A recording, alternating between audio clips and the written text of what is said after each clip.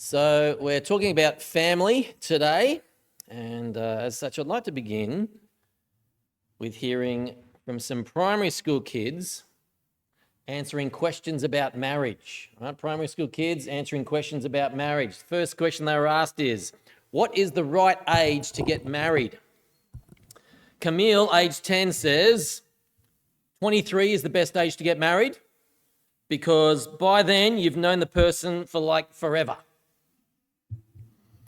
Freddie, age 6, says, no age is good to get married. You'd have to be crazy to get married. Question 2, how can a stranger tell if two people are married? How can a stranger tell? Eddie, age 6, says, well, married people are usually happy. They look happy talking to other people. And then Derek, age 8, says, look, you might have to guess based on whether they're yelling at the same kids. Question 3, what's something your mum and dad have in common? Laurie, age 8, says they both don't want any more kids. Question 4, when is it okay to kiss someone? Pam, age 7, says when they're rich. Or Howard, age 8, says the rule goes like this: if you kiss someone, then you should marry them and have kids with them. It's the right thing to do. Last question, number 5, how would the world be different if people didn't get married? Roberta, age 7, says, well, you can be sure of one thing, the boys would come chasing after us just the same as they do now. And then Kelvin, age 8, says, well, if there was no marriage, there sure would be a lot of kids to explain, wouldn't there? All right, so our topic for today is looking at kids and marriage. That's why I'm talking about kids with marriage. So this is week 2 of our month of outreach, where we look at topics that we feel non-Christians might be interested in looking at. All right, so this is our invitation month. Now this year, it's not just Earlwood Anglican. All right, every year we do 1 month of outreach, but this year we are joining hundreds of Anglican churches across Australia in what is called Hope 2025. And the theme of Hope 2025 is, well, you guessed it, hope, all right? All humans need something to look forward to, something we feel will give us joy and satisfaction and meaning in life, or life is barely worth living. So whether we are conscious of it or not, one of the things we all have in common is we are all looking for hope. The difference comes in what each of us places our hope in. Right, so each of us, depending on our personality, depending on our upbringing, depending on our experiences in life, will be looking to different things to place our hope in. So what we're doing across the month of May is we're looking at some of those big ones that people look to.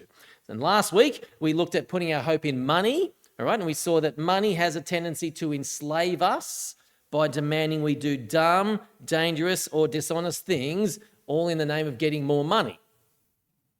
Today, we're looking at another common area that many people put their hope in, which is family. And by family, I'm talking about marriage and having kids. And so what we're going to do today is we're going to investigate what happens when people put too much stock, all right, too much hope in either romantic love or having successful, impressive children. And we're going to do this by looking at a case study from the Bible, which is namely the patriarch Jacob and his family. That's where we're going to be spending most of our time today. And I've got 3 points. You can see that on the inside of your news sheet. There's a sermon outline there. We're going to help unpack putting too much hope in family. So we're going to begin by looking at how Jacob put all his stock in romantic love. And so I've titled this first point, Love is Not All You Need. We'll then look at what happened when Jacob put too much stock in his son Joseph, and I've titled that, How Not to Believe Children Are Our Future, very song theme today. We're going to conclude by looking at the solution to putting too much hope in family, and I've chosen a Collins song for number 3, which is The Greatest Treasure in the Whole Wide World. So let's dive in and look at what happens when we put too much hope in family. Now, like I said, we're going to be doing this by looking at the patriarch Jacob. So the patriarchs in the Bible are all in Genesis. They start with Abraham, who God made some special promises to. Then you've got Abraham's son Isaac, and then you've got Isaac's son Jacob, and then you've got Jacob's 12 sons. but we're spending our time on Jacob. And before Jacob and his twin brother Esau were born, God told Isaac and Rebekah that Jacob would be the one through whom the promises of God would pass. All right, so Jacob was the child of promise. But as the boys grew, Isaac committed the disastrous sin of playing favourites. Right? Isaac favoured his older son Esau over Jacob. And guess what happened when he did that? Right? Esau grew up proud and entitled, while Jacob grew up bitter and cynical. And when it came time for Isaac to give his children the customary blessing that all the patriarchs would do just before they died, Jacob and his mother resorted to a ruse to steal the blessing of the firstborn from Esau, even though God had already promised them that Jacob would get that blessing. This then led Esau to hold a grudge against Jacob that looked like ending the same way Cain and Abel ended. All right. And so what happens is Rebekah sends Jacob away to her brother's house, Laban, and he lived like two or three countries away. And this is where we pick up the narrative in the passage today, in Genesis 29. So at this point, where we're looking at today, Jacob has nothing. All right, so he lacks the love of his father. His brother hates him enough to want to be able to kill him. He has no inheritance. And his mother, his loving mother, has just sent him away, and we believe he never sees her again. Now, you do not need to be a trained psychologist to see what Jacob is lacking. All right, he's lacking a loving family. And when we lack certain things in our upbringing, could be the love of a mother or a father, that will often lead someone to believe those are the things that I need to give me joy, satisfaction, and meaning in life. And we see this play out with Jacob, all right? See how he tries to fill that hole in his heart. So have a look at Genesis 29, verse 14. After Jacob had stayed with him for a whole month, Laban said to him, "Just because you're a relative of mine, should you work for me for nothing? Tell me what your wages should be." So, fair enough question. We then read this, verse 16. Now Laban had two daughters. The name of the older was Leah, and the name of the younger was Rachel. Leah had weak eyes, but Rachel had a lovely figure and was beautiful. Jacob was in love with Rachel and said, "I'll work for you for 7 years in return for your daughter Rachel." Now, 7 years' wages is way more than what was expected of a young man to pay a prospective father to marry his daughter back in that day. So why does Jacob offer so much?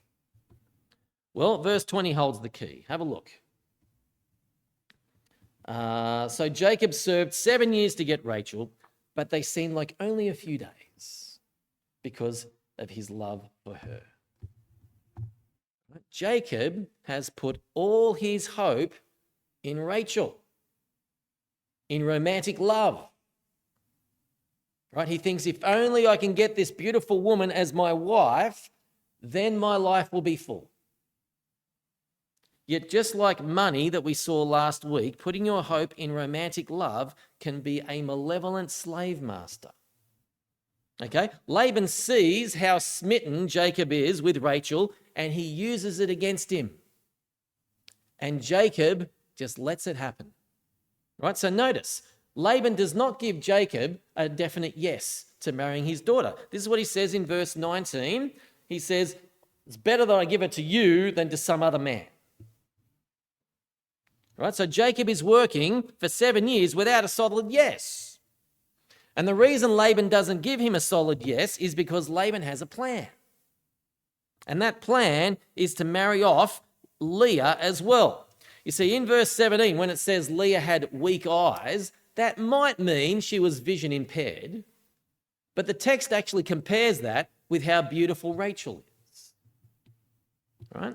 And so the likely explanation is this is a kind way of saying Leah had something wrong with her eyes that made her particularly unattractive. And Laban thought the only way I'm going to marry Leah off is by deception. And that's what he does. All right, so when Jacob is drunk on his wedding night, Laban brings Leah to him, heavily veiled, and he consummates that marriage. But we read verse 25, when morning came, there was Leah. Right? In placing all his hope in romantic love, it led Jacob to do dumb things like offer to work for 7 years for Rachel, and it opened him up to abuse from Laban. Now look, like money last week, romantic love is not the issue. Romantic love is a good thing, okay? But when we turn it into an ultimate thing, when we think romantic love is what will fill that void in our heart, it drives us to do dumb, dangerous, or dishonest things, right? How many people have broken promises or have betrayed allegiances all in the name of love? How many spouses have rationalized adultery through claiming they've found true love? Right? We've even got a phrase to describe the dumb things people do for love. We say, he worships the ground she walks on. Friends, trying to fill the void in our heart through romantic love, thinking to ourselves, if only I could find a husband or if only I could find a wife, is the path to all manner of suffering, right? Because if the situation doesn't end up hurting you, which it quite often does, what will happen is you'll end up crushing them under the expectation of thinking they have to fulfill your life, right? No human can fill the void in our hearts. So, that's putting hope in romantic love. A second path to pain and suffering in families is putting our hope in children.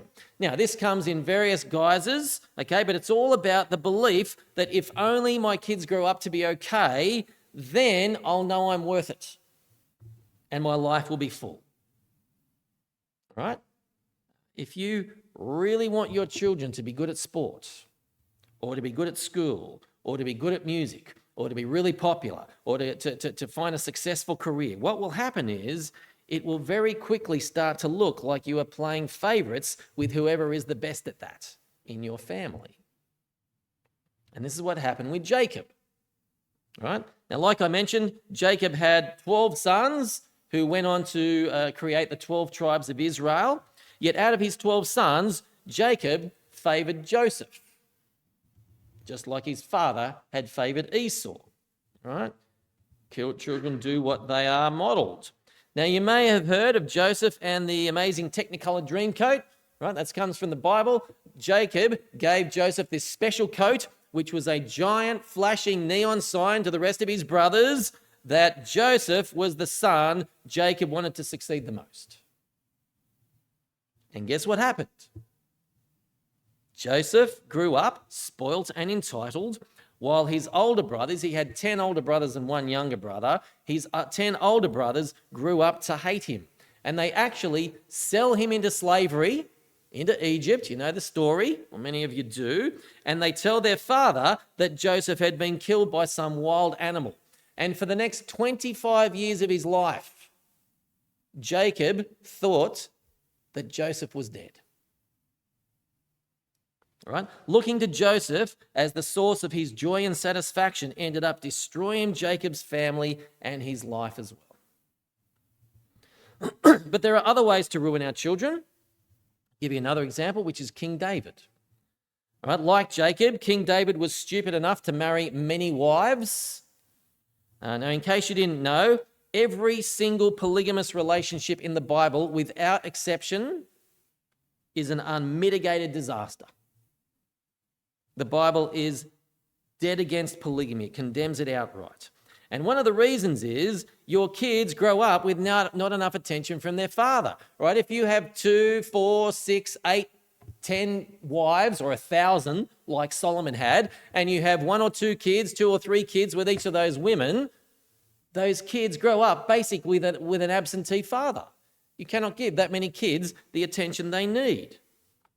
And this is what happened with King David. I want to read to you just 2 verses. You don't need to look it up, but you can write it down if you want to look it up later on. So it's 1 Kings chapter 1.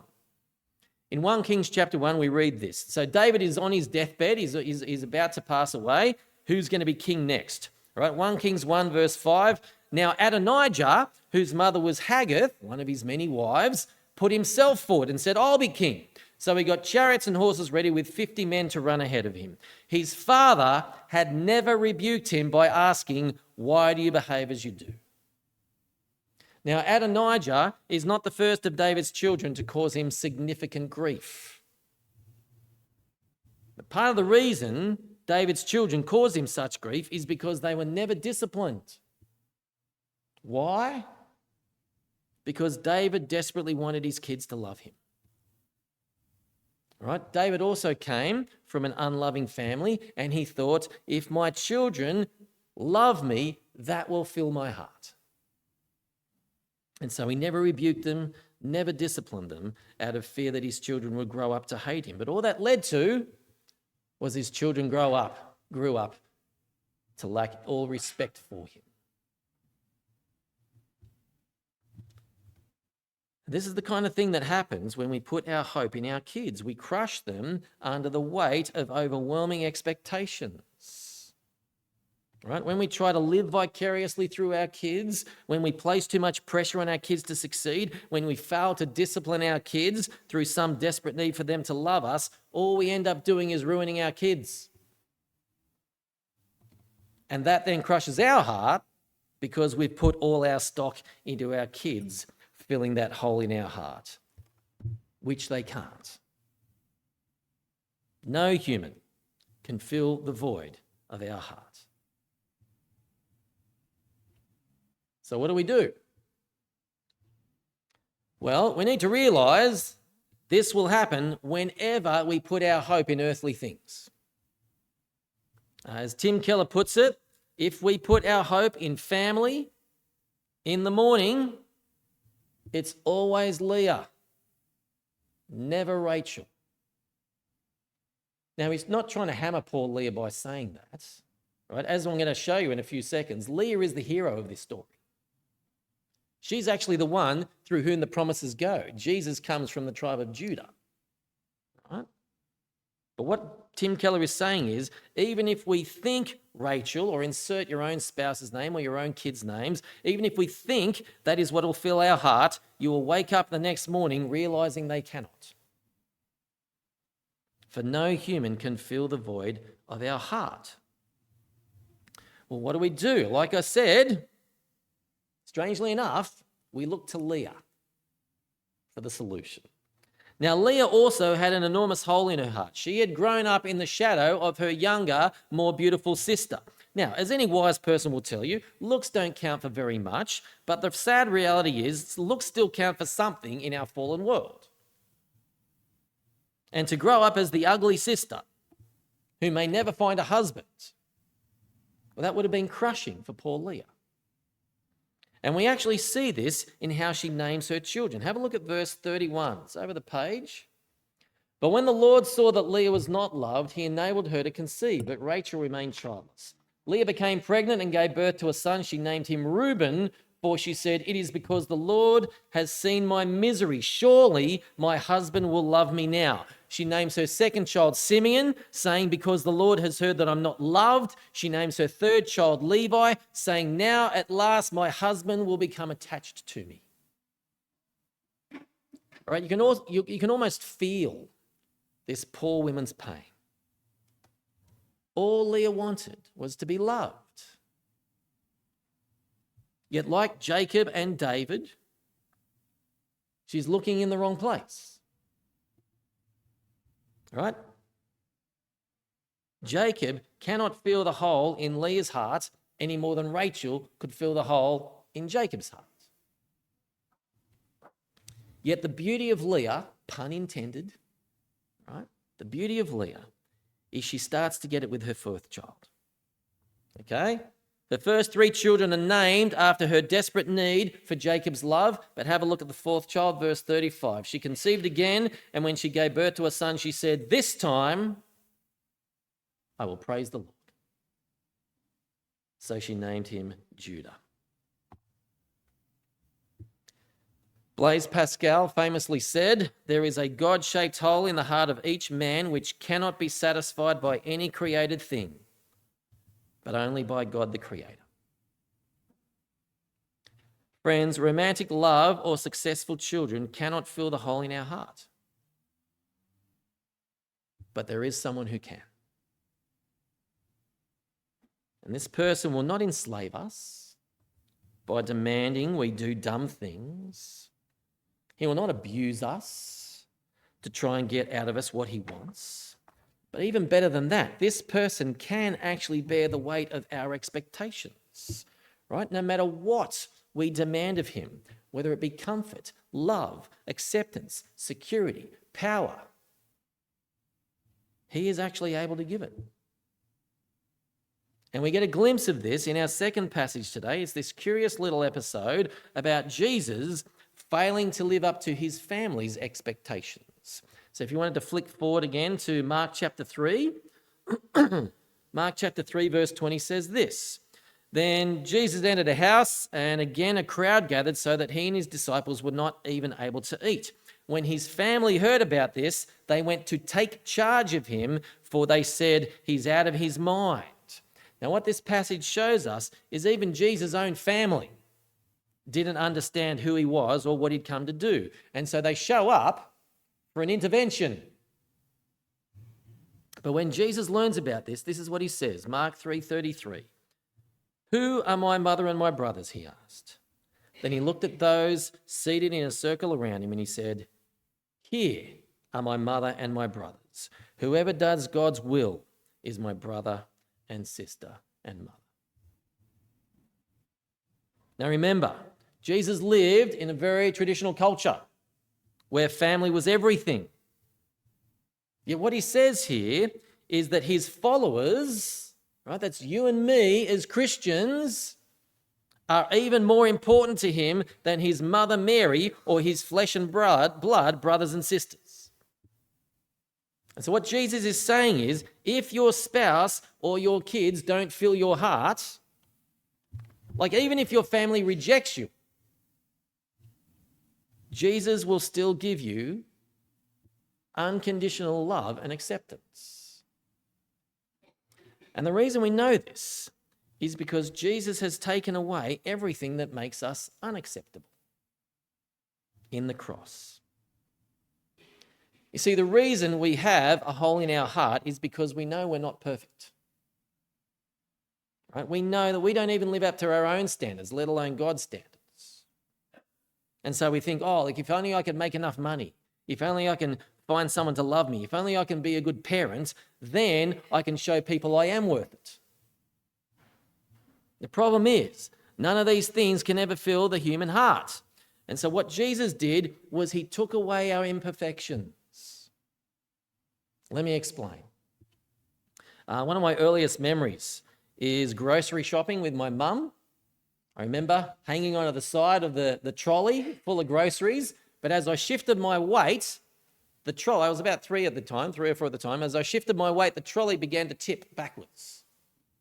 And as a 3-year-old, there was no way I was going to be able to stop it, and my mum couldn't stop it. But I remember vividly this big man's hand swooping in. It had this big watch on. For some reason, I remember this watch. Swooped in, grabbed the trolley, and stood it back up again. And friends, that's what the cross is.